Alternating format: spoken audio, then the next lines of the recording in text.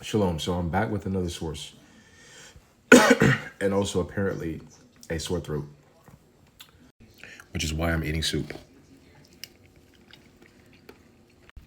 So here's what I have for you. What if everything you were taught about the Americas before Columbus was wrong?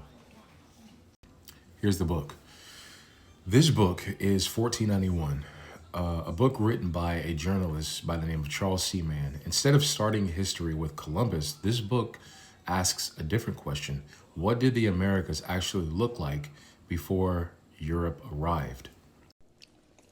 What does this book reveal? 1491 uses archaeology, biology, anthropology, and indigenous records to show that the Americas was not some untouched wilderness. Mann explains that indigenous societies were advanced, densely populated, deeply connected to the land. Entire cities, road systems, agricultural technologies, and environmental engineering existed long before Europe contact. So they didn't build a civilization, they just walked into it. Here is a direct quote. Man puts it this way in the book.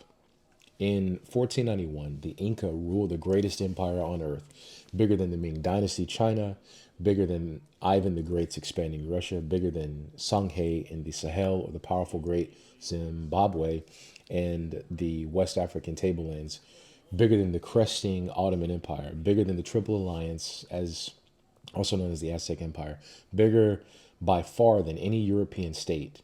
The Inca dominion extended a staggering 32 degrees of latitude as if a single power held sway from St. Petersburg to Cairo, end quote. Let that sink in. So, why does this book matter? This book matters because it dismantles the myth that Europeans built civilization in the Americas.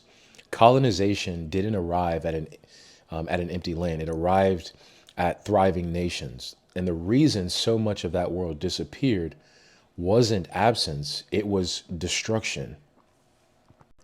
Here is the closing message. If you want to understand indigenous history before colonization erased it, 1491 is a necessary starting point.